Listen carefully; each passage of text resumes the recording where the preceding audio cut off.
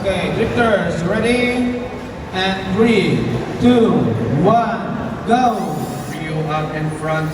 Kathleen GR86. But look at this. Nick Obata almost toward the door onto the run up. Big angle for both guys. Both of them fill it up for the most part into clipping zone number 2. Door to door. Just as I say that, Ryu creates a gap, accelerating into number 3. But look at this.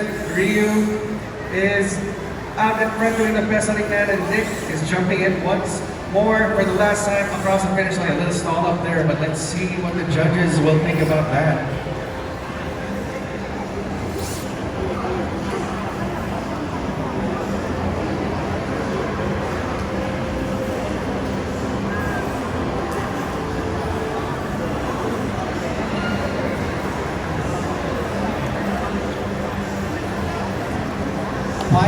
.5 to Mr. Yu, 4.5 for Mr. Nick.